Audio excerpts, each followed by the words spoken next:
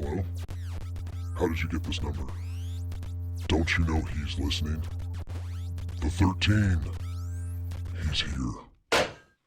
You have entered the 13, a place where real stories about music, touring, and the beyond are told. Music does something to us. We all experience it in our own way. It can affect our senses, transport us through time, and release emotions. On this podcast, we will talk with people about the power of music and the beyond. What does the beyond mean? Let's find out together. Turn on your metronomes because this time is about to be tracked. What is going on, everybody? Welcome to the 13. I'm your host, Ryan 13, and today we have Steve Stine on the show. I recorded this episode back in September, and this guy is a fantastic human, first of all. Wonderful conversationalist. I love talking with this guy. He knows a lot about guitar. He knows a lot about gear, and that's why I'm so excited for you guys to check this out. It's phenomenal. This is going to be great. But I wanted to start by saying thank you to Corey Jackson for hooking me up. He's hooked me up with Steve. He's hooked me up with Billy Sheehan. And I know how to say Billy Sheehan's name now, by the way. And this guy, Corey, is a fantastic person. And Corey, thank you so much for helping me out with this podcast and hooking me up with some amazing guests like Steve. This guy gets it, and he's an amazing guitar player. One quick thing, I sat down and watched one of his YouTube videos, and it was like, want to play licks like a 80s guitar solo or something. It said something like that. And so I sat down, I was like, all right. And in like 3 or 4 seconds, I picked up the guitar and I was like, okay, I'm going to do that. Holy cow. And I was playing it. He's an amazing guitar teacher. I don't know. He just comes through. I don't know. It's great. Steve's a great guy. Check this interview out. I'm going to stop talking. Watch this. What is going on, everybody? This is the 13. I'm your host, Ryan 13, and today we are joined by Steve Stine. He's the guitar teacher I never knew I needed, and the student he didn't know he had. So, Steve, welcome to the show. Thanks for coming on. I really appreciate it, man. I'm glad to be here. This is awesome. Dude, that's awesome. Everything you got going on back there is awesome. So is that like your garage, or is this like a workplace, or? Yeah, this is the studio that I work in. So I have a couple of different, like you might not be able to see it very well, but I have my cameras set up over there. So when I do my, guitar courses and stuff like that, I face that direction and then I film that way. And then this is just like a pod for me to be able to utilize for visuals. And I have a keyboard and mouse set up over here too. But when I do stuff like this, I do it right facing this computer. And and then that way, I can be on the internet at the same time. Or right now I've got Studio One up so I can control all that stuff right here. So. Oh, perfect. Well, we'll get into gear in a minute. But so Corey Jackson, I had him on the podcast and we were talking, and I had just listened to one of his Cycle of Ruin songs. It was called Elder Decay. And I was like, okay, did you play that one solo? And he was like, no, that wasn't me. I was like, who's that guy? And he told me about you. And then a few days later, he called me up and was like, hey, Steve said he would come on. And I was like, what? I didn't even ask. Holy cow. So I love Corey. He's a great friend. I know him through his soon to be wife, Lily. She knew me because I was Doug Pennick's bass tech in King's X or whatever for a few years. And we've just, we're all just a big family. Yeah, that's awesome. Corey's a great guy. Super great guy. Super nice guy. And he had nothing but nice things to say about you too. Oh, that's great. Yeah, he's a super nice. That's the cool thing is that with the internet and the industry, how many amazing people you can meet, Right. I don't see the dark side of this stuff. I meet people like Corey all the time, which is really awesome. Yeah, that's great. Yeah, it's becoming really cool. This is my first dip into podcasting. Actually, you're on season 2 right now, but I'm just releasing stuff as willy-nilly as possible. But this is super fun, and I'm meeting some great people. I'm totally 100% name dropping right now. I had Billy Sheehan on the other day. Right. And I was like, oh, cool, and Mike DeLeon from Phil Anselmo and the Illegals. I'm like, how is this happening? Right. It's cool. It's cool for me because I just want to talk gear. I want to talk music, tour stories if you got them. I also do this thing called the Beyond. If anyone's got ghost stories or aliens or whatever you want to talk about, if that exists, some people don't have it, but it's a lot of fun, a cool, awesome conversation. Right, hopefully right till the end. But Sure. now I do want to talk about gear. So last night I watched what were you talking about? I got it all written down here. It was the mixing and mastering stuff with isotope. Isotope. Yeah. And so that was super interesting to me. And because I'm using Reaper, and I saw people in the comments were asking, well, what do you do with Reaper or whatever? I'm sure it's all kind of runs the same, right? Yeah. And I don't know. Now I'm interested in that because I haven't been very good at the mixing. I went to school for audio engineering for 2 years, got put on academic probation for missing a test. And so I just went on tour. I was like, oh, okay, well, and I never went back to college and I never finished it. So my skills are lacking there. And I think that's a super interesting, kind of way to go about it. And it didn't look hard at all. Yeah. So, that's the truth. Like people, like right now with the Guitar Zoom community, I do these live sessions at least once a month, but I do a live session at the last Monday of every month. And then a bunch of people that are members of Guitar Zoom will show up. So I might get, 200 or 300 people in a live session. And what we've been doing for the last few months is working on home recording, because oftentimes with guitar, with anybody, but certainly in my field, guitar players, they're learning how to play guitar, they're learning scales and all this stuff, and they're learning how to play songs. But the outlet that they often don't have is either number one, playing with other people, or number two, finding a way of putting their creative ideas down in and recording. And so, we've been learning how to utilize Studio One. That's what we've been using is Studio One. I use Studio One. It doesn't matter what you use, but that's what I've been using. So I've been, what's that? I said, I like taking notes though. Oh, sure. And so basically what I've been teaching them how to do is what is an audio interface and how does it connect to the computer? And then how do you, plug in and get your channel set up or your track set up so you're getting recording? That is light years away from what is a multi-band compression, right? So the thing is there a way of being able to teach people or show people that, if you can get your guitar plugged in and you can get a fairly decent, level set on your audio interface and you can do some recording, maybe something like Isotope just released Neutron 4, which is a mixing program, and then they released Ozone 10, which is a mastering program. Now, they're not free and they're not necessarily cheap, but if you know anything, and you could certainly talk to Corey about that, when you go in and you record stuff and then you give it to someone to mix and then you give it to someone else to master, you've already spent more than you'd spend on this software. Yeah. I recorded an album with Doug from King's X. The band was called Razor 13. I played bass in that band, and we were in the studio for 3 years. And so we're all still broke. So I know how it works. Yeah, that's right. So that was the point of the video was, hey, it is possible for you to record stuff and then let the software do the work for you. That's not negating the possibility that maybe someday you're going to want to, not you, but a person's going to want to learn to mix or master or whatever.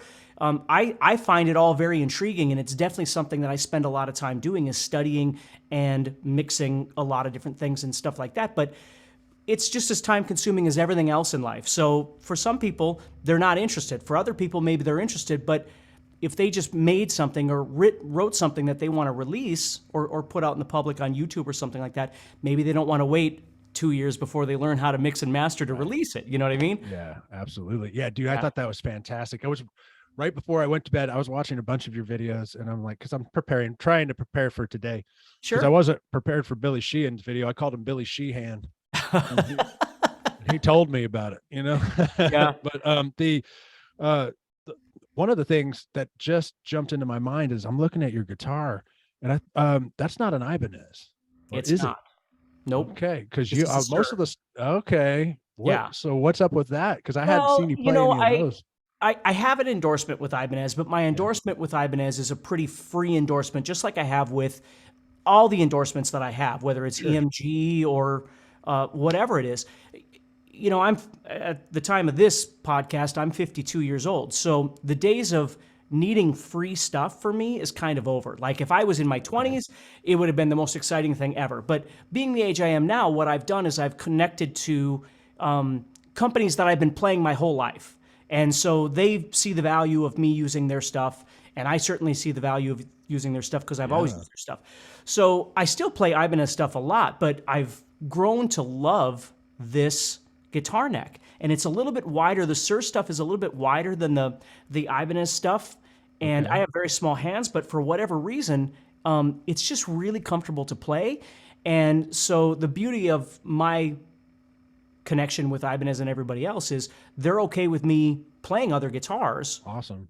Which is I remember talking to a buddy of mine. I'll keep him nameless, although I'm sure you know who he is. But he was telling me, the bummer of endorsements is sometimes when you get those, then you're locked in and you can't play other things even if you wanted to. Yeah. And so he said, you really got to weigh what kind of endorsements you're interested in doing. And so I've always had a really great rapport with the companies that I work with, and they're all cool with me doing whatever because people still know that I love and utilize Ibanez all the time, Oh yeah, that's awesome. I mean, I always wanted, that was when I first saw Steve Vai play in one of those, I was like, where'd the handle come from? What a cool design. Like that was so cool. And EMGs, man, the first time I saw somebody using EMG 81 and EMG 85, I think that's what they were. Sure. And I was in junior high and I didn't understand because my guitar didn't have that. It had some old humbuckers in it, I was like, what is that? And how is your stuff sounding so good? It's crazy because, like I used to work at a music store for many years when I was younger, and people would come into the store and have, whatever, $400 to spend. So what do? Do you buy a cheap guitar and a cheap amp? Or do you buy a nicer guitar and a cheap amp or whatever? Right. And the whole thing is for me, the amp in my life, and I hope I don't get in trouble for saying this, but the amp in my life has always been secondary. Okay. I need EMGs for the comfort zone of the playability. And that doesn't mean all my guitars have EMGs. I have, for recording purposes and things, I have all kinds of different pickups and different guitars. But I always call them stage ready, like a guitar that you would go out on stage with and you would play and be able to be you. The guitar has to have EMGs in it. That's just the way it is. So primary, step one is the EMGs. Secondary is the guitar that the EMGs go in. Well, it's always been Ibanez Gems. I mean, I own a ton of Ibanez Gems. The thing is, for me, is that I love Steve Vai, don't get me wrong, but there's a billion other guitars out there that play really well. So that's what happens. And with this guitar, which came in used at a local music store or local guitar store, and it is absolutely emphatically stage ready. And I use it for rehearsals and all kinds of different things like that. So, where I have this Charvel right here, which does not have EMGs. Right. And I love it, and I love recording with it, but it's not something I would probably take on stage. Sure. With this one, what did you say the name of this one was that you're holding? The company is called Suhr, S-U-H-R. S-U-H-R. I like it. I like the way it looks. And is it neck through or is bolt in or? It's a bolt on. Yeah. Okay, cool. Yeah. It's a bolt on. And it's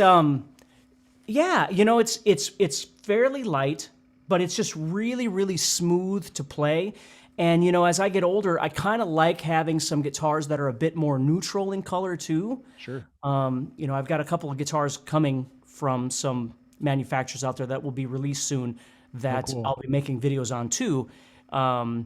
And they've sent me some neutral colors, which is really nice because I always enjoy being able to, the great thing is that some of these companies that I work with will send me stuff, and then oftentimes you don't have to send it back simply because they know you're going to be using it in videos and stuff like that. If you take to the guitar, if you don't wind up taking to it, it's fine to send it back. But it's nice to keep them if they play really nice, Yeah, hell yeah. And if it plays nice, that's all that matters, man. I picked up.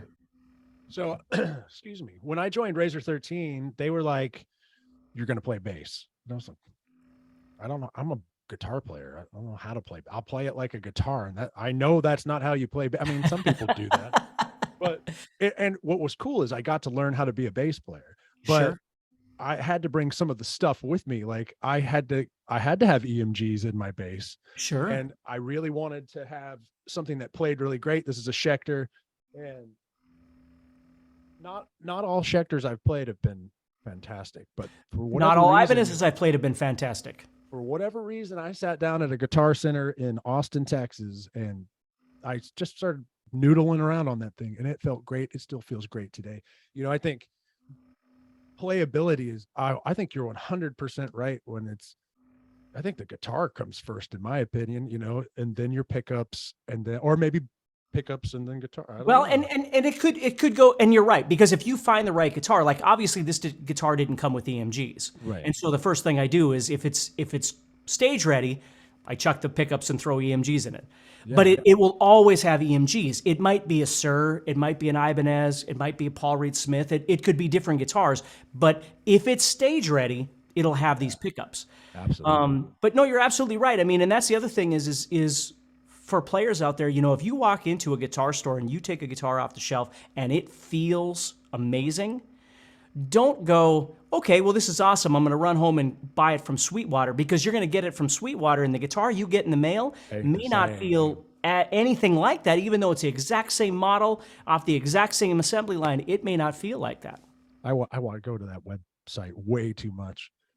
What's that now? Oh, yeah. Yeah. Sorry. I'm on my Sweetwater all the time looking at stuff like, okay, because I really, I've never once played an ESP, not a real one. I mean, I played the LTDs, which are from Korea, and I hear they're actually getting super good and well made from there. But I don't know. I've always seen my heroes play ESPs. I loved Metallica growing up, you know. So I was like, oh, they play. Look at James Hetfield. Cool. I want one of those. I thought I liked the look of those. I thought that was really cool. But you know, I don't know how it would play, and I sit there and look at them. I'm like, oh, it's only $7,000.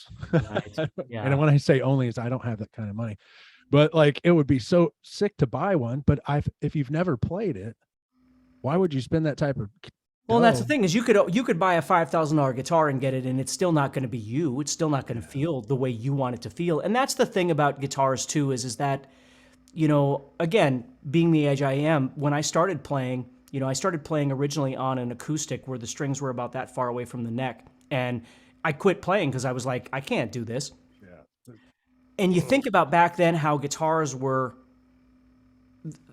they either played great or they played absolutely horrendous, right? Right. And there was something about the manufacturing back, you know, I don't know when it shifted, but somewhere between the 80s and the 90s, all of a sudden there was like great, everything played great. And then everything became assembly lined, and it was kind of crapshoot, depending, like you just said, you know, about other companies. Like sometimes you'd get a company like, you know, Fender. Everything that's coming off that line doesn't necessarily show up at the guitar store and feel great, right, ready to go. And so you got to be a little bit careful with that when you buy, you know, guitars nowadays. But, you know, like those Ibanez's that I have, those are from the 80s and the 90s for the most part, most of the ones that I own. And it doesn't matter how cold, you know, when you travel and your stuff is sitting in the back of a trailer in North Dakota, we're talking 40 below zero. Everything is frozen solid, right? Yeah. So you get to a gig, you take everything out, and you have to leave it for 2 hours for everything to thaw out.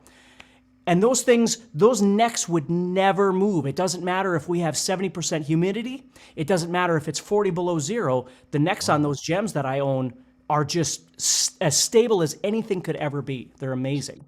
Okay, so yeah, my very first tour as a bass tech or whatever for Doug, we were like in Wisconsin or something. We're slipping on the ice, unloading the trailer, pulling everything out, and this guy James, who was the stage manager at the time, super great guy, God rest his soul. He was like, okay, so you're gonna have to check Doug's stuff over and over and over again tonight. I'm like, why? He goes, that door keeps opening and closing and the stage is changing temperature. Yes. And I did. And on his Yamahas at the time, which would I think it was, yeah, Yamaha and Hamer, or however you want to say that, Hamer, all that stuff, that 12 string just went right out of tune. Oh, you know? For sure. It was so awful. Like trying to, 2 seconds before the song goes, I'm sorry. And he'd get up there and look at me all funny. And I tried. Yeah. I wasn't See, very that professional. again is a stage ready thing.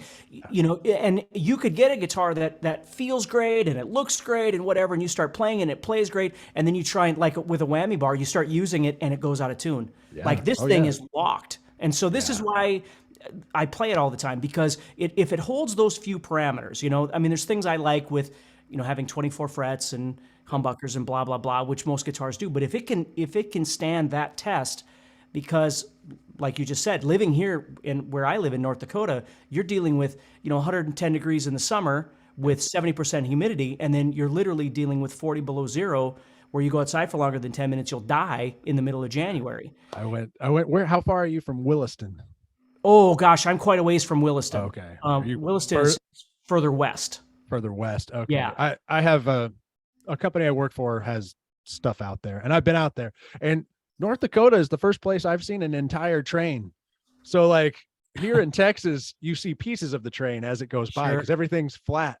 I was up on a hill in Williston, and I looked down, miles and miles down this hill, and there's the entire train going by. That was super cool. North Dakota's pretty, man. I came in the summer. Yeah. That's the thing is North Dakota obviously is very flat until you get out west. When you start getting closer to Montana, then of course everything starts changing. In Fargo, I'm literally 5 miles from the Minnesota border. So I play in a band in Minneapolis, and I'm 4 hours away. So my rehearsals, I'm going this weekend. I will drive to actually Hudson, Wisconsin, which is about 4 hours and 20 minutes from where I live. Okay. So I'll drive out there Saturday morning, have rehearsal, and then drive all the way back home after rehearsal. Is this who you were talking about on Facebook earlier? Who you're going to rehearsal with? Okay. Yeah. That's awesome. Yeah. I'm following. I'm following you now. Yeah. Yeah, no, it's awesome. And, so that's actually a Judas Priest. I wouldn't call it a tribute band because it's not like we dress up like Judas Priest or anything, but we play Judas Priest tunes. So it takes me right back to being in my teens and 20s playing those tunes. Yeah. So you're sticking with the Rob stuff. You're not dipping into the Ripper stuff. Well, no, we're not dipping into the Ripper stuff. But just an interesting side note: my a good friend of mine, Steve Grimmett from Grim Reaper, just unfortunately. I know. Sorry about that. Yeah, and so what we're doing is we're putting together a tribute song for Steve's family, and Ripper is actually singing on it. So cool. Yeah. So Nick Bocot's playing guitar on it, and then Steve's kids. He has 2 children, a son and a daughter, who are amazing singers in their own right. So they're going to be singing on it as well. So I'm excited for people to hear that when we get done, and that's going to be awesome. Hopefully it'll prove good legacy for Steve and certainly for his family. So yeah, absolutely. Yeah, I heard about that the other day. Well, I guess it's been has it been a month already? It has been a month since he passed away. Yeah, that was super sad. And then Corey told me that you guys were good friends and everything. So yeah, he was the best man at my wedding, and I was the best man at his wedding. And he's the godfather of my youngest. And yeah, I mean, just a beautiful guy. It's really sad, but unfortunately, this is what happens when you get older, right? It happens when you're young too. My first band, Danny, the guitar player Danny Soto, he was 18, got leukemia, passed on. He had just figured it out, dude. He had just we're all playing guitar, we're all like sloppy teenagers, but we're figuring it out. But he hit that spurt. I think I saw you talking about the tapes in the 80s that everybody used to get. He got his hands on these things. Sure. And I'd go over to his house and watch these VHS things. I was like, do you understand what he's doing? He goes, yeah, I do. And he started getting it. And when I was watching you were doing a solo thing. I don't know how long ago this was, but you were just talking about how the hammer on, and you would go into these certain notes and you would do the hammer on and a pull off and almost like it was a sweep. And I was like, oh, 20 years later, I just now got it. And by the way, you're an amazing teacher online. Well, thank you. Because I learned something in 2 seconds just going, why did I never think about it that way? Sure. It's amazing, isn't it? I mean, and it was those videos that started the whole thing. It wasn't just the technical aspect for me, although I always loved that side of things. It was listening to them talk and figuring things out. And I just found at a very early age that I had a knack for being able to break things down and teach. And so in my hometown, I was always at max capacity with students, and then, went on to teach at college, and I was a Montessori instructor. If you know what Montessori education is, I was a Montessori teacher for 14 years, and just always teaching, and then, playing in bands on the weekends and things like that. And then just decided to move to this online thing about 10 years ago and give it a try. Everything was still fresh, It was longer than 10 years ago. When I first started making my first YouTube videos, it was probably 15 years ago. Wow. And Okay. YouTube was a new thing, Yeah. You still had to let it load up for a little while. Yeah. I mean, it was such a weird thing. And I just was out of time. I had no time. I had a family. I had one daughter at the time, and my wife, and I was never home. I was working 70, 80 hours a week, playing in bands all the time. And I was like, how do I get out of this? I love everything that I'm doing, but I have no life. Right. And so that's where I went, well, what if I was online and I was teaching 50 students in an hour versus 50 students over the course of 2 days? Yeah. That's where the spark started, and then just kind of took off from there. But I'm sorry to hear about your friend, by the way. And that's the thing is you take every day for you never take a day for granted. You always need to be thankful for every day you get up. And believe me, I am thankful every day I'm still breathing. Yep, my dad always said that. His granddad always used to say, "Any day I get up is a good day." And so it's true. People we lose half that band's gone now. Like life just happened between 18 and 40. Sure. It is it's part of it. It's sad, but it is part of it. I got to look at my list. Hold on. I'm getting blind. I just got 40 eyes. I don't know if you ever got them, but I turned. Dude, after you turn 50, you'll hit the next stage, which is worse.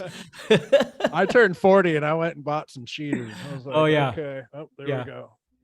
At 50, you're going to start buying those things for your back so you can actually stand up straight. Hughes and Kettner. So I was watching it. I should take my glasses off and talk about that.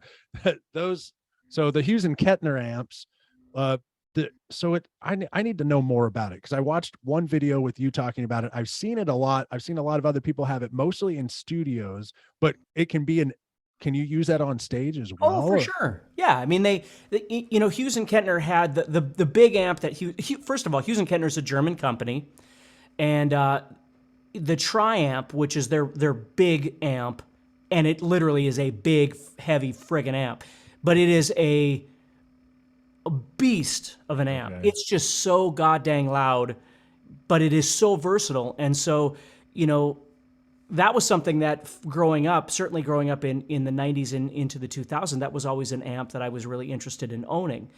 Unfortunately, as I've gotten older, I've downsized everything. I don't want to carry all that stuff onto stage. I'd rather have smaller stuff nowadays. But, so I reached out. Michael Berger is his name. He's actually the bass tech for Gene Simmons from Kiss. Oh, okay. So Michael and I got to talking, and Mike's like, yeah, we would love to have you on the team, because he was doing artist relations for Hughes and Kettner at the time.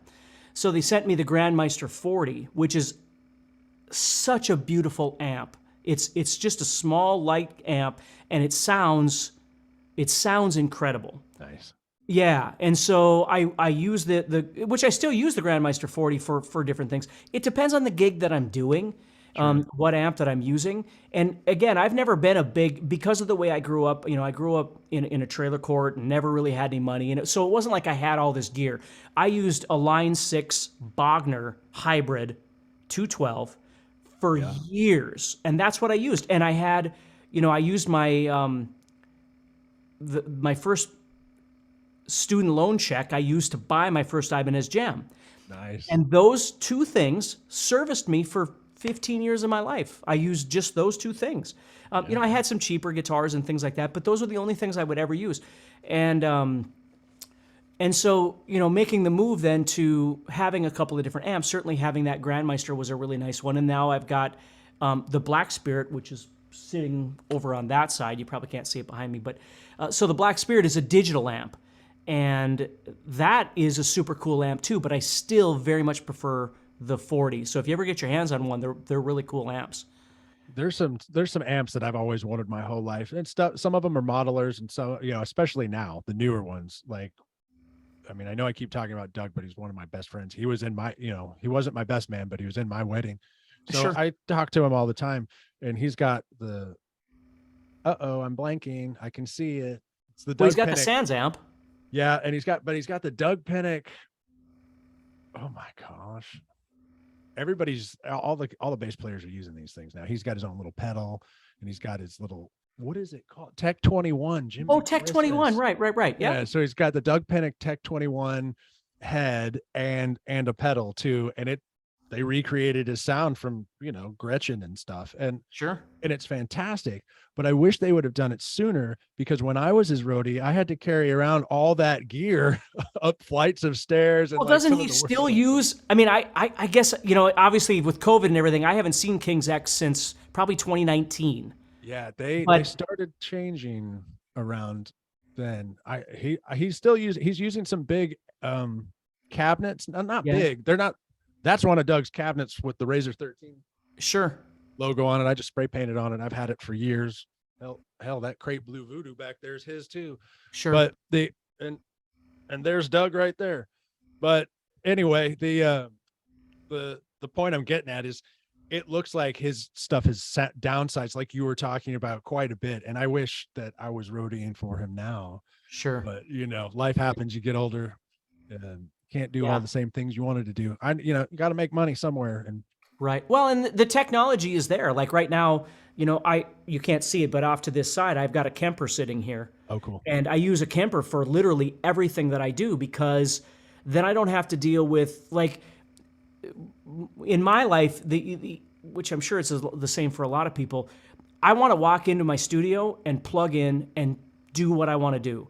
I don't want to spend 3 hours with a mic placement and which mic am I going to use and which cabinet am I going to... I don't have that kind of time. Just like we were talking about mixing and mastering. That's something for me that I would rather not do every day, because then I'd go home every day and I wouldn't have created any content, because I was so busy trying to pick a microphone and find a mic placement for it and the volume of whatever. With a Kemper or any of this digital stuff, I use a lot of plugins and things like that. Yeah. I can literally plug in and I'm ready to go. And then I've still got amps for, live and things. And it's not that I haven't used Kempers on stage, because I have. Okay. But I'm still partial, especially with the metal bands I play in, I'm partial to having a tube amp that you can turn up and get really loud and still experience that joy as a musician, not necessarily your sound guy or, anything like that, right. But as a musician playing on stage, to have that volume still feels really good in some situations. Oh, absolutely. I think playing loud is, if it's too loud, you're too old. I've always lived by that. But so as far as amps go, I think I heard you in a video the other day, and it might have been from 2019, pre-plague, but I think you mentioned Marshalls for a second. And have you ever played the Marshall 6100 anniversary series? It was purple. No. If you just Marshall 6100 anniversary series, if you ever come across one and it's just a buddies or whatever, play it. Ty Tabor has one, and it was in Doug's garage one day, and I was noodling around on it. I was like, this thing's fantastic. Sure. It's like, Doug, can I buy this from you? He goes, no, that's Ty's. Yeah. Well, I just asked Ty if he would sell it too, and he won't. Oh, sure. Yeah, and that's the thing is with stuff like Kempers, that's the other thing that's really beautiful with that kind of stuff is, if you're one of those people that can't own 30 different amps and 30 different cabinets, or you're not directly connected to a local studio that owns all that kind of stuff, with a Kemper, you can get this amp or this amp or this amp through packs that you can buy. And that's pretty amazing. I've turned a number of my friends who are definitely old school tube players. Yeah. And don't get me wrong, I love that. But we know where the technology is going. At some point, are there going to be tubes anymore? At some point, so it's not whether one is better than another. It's just they both can coexist. But I have a friend who's very much anti-digital stuff. Sure. And he owns a Kemper now because he can get, Vox tones and old Fender tones and things like that from amps that he can't afford to get himself. So it's a lot different. It's a lot different than when the Line 6 pod came out. And although that was cool, the little kidney bean thing. Yeah. It's for sure. Oh, cool. I can make this kind of stuff, but it sounded digital. Yep. Well, see, and then I had the Bogner that had the power amp section, but a Line 6, the digital emulation. Yeah. And then I had Line 6 had an amp called the Veta. And the Veta was the first amp that I'm familiar with where you could run two different amps at the same time. It was stereo. So you could run, for instance, a JCM 800 and run that on the right side, and you could run, a triple rectifier and run that on the left side, and you could run it stereo. So I used to run on stereo, and I'd run 412s on stage. Yeah. And and I still own the Veta. It doesn't work anymore. It broke down, but I still own it. It's in my attic somewhere. But again, I've never been afraid of this digital technology, just simply because, again, I wasn't one of those guys that owned all of these different amps growing up. Sure. So, but I mean, I understand there's something wonderful about being able to play loud, but it all depends on how many shows you're doing and whether or not you're hauling all that gear yourself. Right. I wouldn't haul two 412s anymore. Yeah. One I could tolerate, but even hauling two 412s anymore, if it was night after night, if it's a one-off show or something and you just want to go out and be a rock star, that's awesome, Sure. Man, my favorite part about just working in the business is like you have a local band that comes in that nobody but like 5 or 10, 15 people, they're just building their audience, Sure. but they show up with like the biggest drum kit in the world. and Yeah. and you've got the back line up and you've got this much room up Yes. front. I'm like, dude, I'm sorry. Yeah. Just bring in like 3 of those. Well, and that's okay. So this is, and I'm not dogging anybody. Right. I just found it really funny. But I play in church as well. Awesome. And I used to play in church all the time. Well, I used to play at a really, really big church, and we would have rehearsals on whatever, Wednesday nights or Thursday nights or whatever it was. And this new bass player comes in, and he has a pedal board. You can't see it, but it's the size of my coffee table. Like, it is the big, and it's rehearsal. It's like a Wednesday night rehearsal, just trying to go through, 5 church songs, which don't really require all that much. And he's plugging all this stuff in, and he's setting this thing up. And it was the same thing of like, I'm not sure you really need that, certainly for church, let alone rehearsal. But 45 minutes later, 4 wah pedals, the Boss EQ pedal, and the tuner pedal. Yep. But you learn. I mean, you learn. You're a guitar teacher, so I figured that this would be a good time to give a shout out to my guitar teachers. Oh, there you go. Chad Ibeson and Adam Flint. Thank you for helping me along the route. You guys rock, and hope you're all doing well. Chad Ibeson, I know, has gone on to do a lot of classical work and plays around Texas a lot and works. I think he works for the universe. I don't know. I don't want to say who he works for, but he's a great classical player. And that's awesome.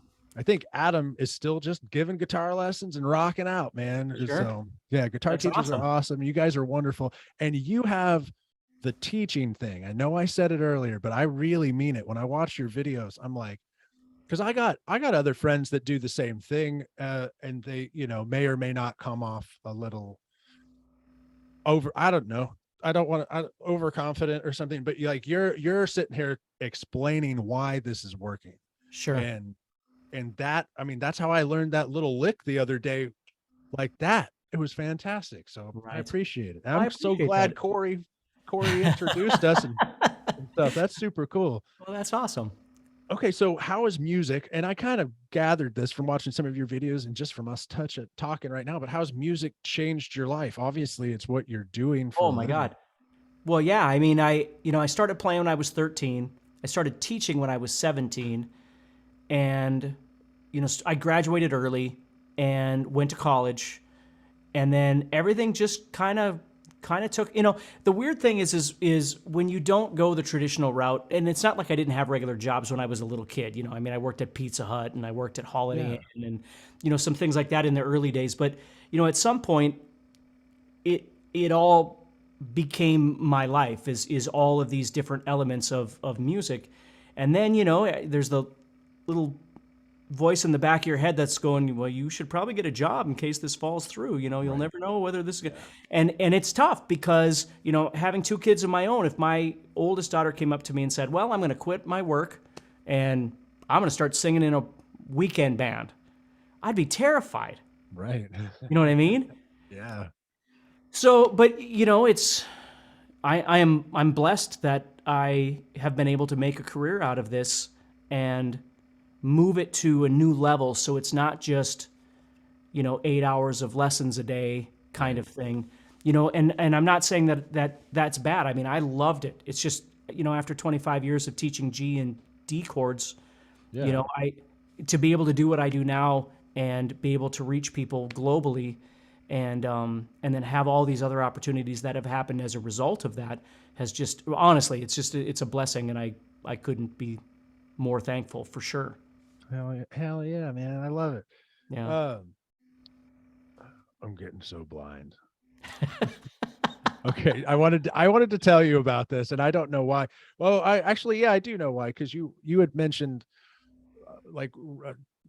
practice regimens or something in a previous video. And when I was 18, I lived in Austin, Texas for a little bit, and I lived in a 1-bedroom apartment, and I was like, okay, my buddy Danny had just passed away.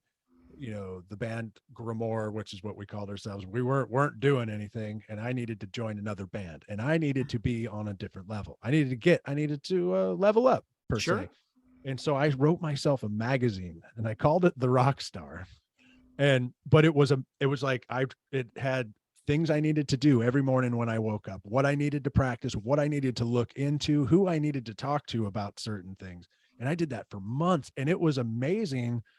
The change in, CGB crappy chords to like learning my scales, running my stuff. And then actually the understanding that came with why I had to run those scales and why I had to learn those the way I learned them and move forward. And it was fantastic. So anyone out there, write yourself your own magazine. You don't have to show it to anybody. Right. You're right. Tells you what to do. And that's the thing is part of it is for players is trying to figure out what your goals are. Like, what are you trying to do? And does that balance with the amount of time that you're willing to put in to achieve those goals? My big thing is I just want people to enjoy the journey. Like, if you're learning how to play, I don't care if you're just playing open chords and singing, whoever, folk songs. It doesn't make any difference as long as that's what you're into. That's perfect. But you have to be reasonable with what your goals are and how much time that you're willing to spend. If you want to become, really fast and shreddy on the guitar and you're spending 10 minutes a day, you have to be realistic that it's not going to happen, Right. That doesn't mean that there isn't progress that can be made, but you have to figure out how to be reasonable about it. And that's what I try and do is I spend a lot of time trying to inspire people to keep in the game, just keep playing, the guitar. I always tell people the guitar will win, we will be dead before we figure all of this out. That's the way it is. But that doesn't mean we can't enjoy it along the way. And my big thing is I tell people, if you really want to learn to play, you got to practice on the days that you eat. So there you go. I guess that looks like that's every day. That's what it is. And so, and then learning what to practice. Like, that's where the internet can be really confusing is, there's 85 billion videos out there. What am I supposed to be working on? If I want to learn how to do, I think back when I was a kid and I was basically learning by ear because those materials didn't exist. Guitar magazines were just budding, like Guitar for the Practicing Musician and those things were just starting out when I was learning how to play. And, so you learned to play by ear, and you didn't necessarily play everything right, but you developed a really good sense of hearing because that's how you learned how to play. Right. But, I didn't understand anything about my fretboard, and I didn't know anything about shredding. I remember seeing Yngwie Malmsteen he came to Fargo and he was opening for Quiet Riot at the time. Oh, wow. And this is prime Yngwie, right? So I'm right in the front. I've got my Letterman's jacket in. I'm sure I look like a moron, and I'm standing right in front, and he comes running out and puts his leg out, and he's doing his thing. And the first thing I noticed when I was watching him was that. And I was like, I've never seen that before. Yeah. Like, scales to me were here. Yeah. I never thought about, moving this way. Right. So that was a revelation for me, was seeing Yngwie and going, that's how that works. That's how, because they, and so I'm enjoying the show, but I'm still being anal retentive in my brain, watching him play, going, oh, okay. So that was a revelation. And then those videos came out, those RH videos that we were talking about before. And then all of a sudden seeing Chris and Pelletieri and all these guys and going, that's the trick here, right? Watching Paul Gilbert going, his 3-note per string stuff, going, that's how that works. Where I didn't have anybody to show me and tell those things. So thank God those existed back then. Yeah, that's great stuff, man. I remember having to listen to a band called Arch Enemy for a long time. They're still around. And the Abbott brothers at the time, because there was 2 brothers in the band for a while. I think one of them left. Yep. And I was listening to something they were doing. I still know how to play it. Couldn't tell you what song it's from, but I was like, how? And I don't have a guitar. I only have the bass here, but I guess I could show you on that. But anyway, this thing started changing the way I thought about pretty much everything, so that's cool. That's what you're doing is so cool. What the guys have been doing and those videos are so cool. And it's also sitting there and listening with your ears so intently, like you think you're never going to get it. And then poof. I remember Whiplash by Metallica. I remember I could play songs, but it always felt like I was mimicking them. And of course my friends would be impressed or whatever, but it always felt like I was playing alongside it. And I remember very vividly in my brain the first time that I was playing along with Whiplash, and I locked in, like I was actually playing. Like I locked into it, and I was like, this is a great feeling. Like I'd never been able to do that before. And it seems silly now looking back on it, but I remember very much how that felt to not just be playing alongside, but really like I could play this with the band. If I had the opportunity, I could really do this. And that's what it's always been. And so teaching people to enjoy playing and, not only reading tab, but learning how to listen and learning how to lock in and learning how to be, really analyze your playing and think about where your problem spots are, in what finger combinations or whatever when you play. If you get tired or you get sore or something seems lackluster, really being aware of that and developing those things. Dude, this is awesome. This has been so awesome. I think you and me could talk about gear and all kinds of stuff forever, but I don't want to keep you forever. So I want to get to my ending stuff. Well, first of all, let me look at my list and see if I missed anything. Oh, well, I did miss something. Who's your current new favorite guitar player? Like relatively new.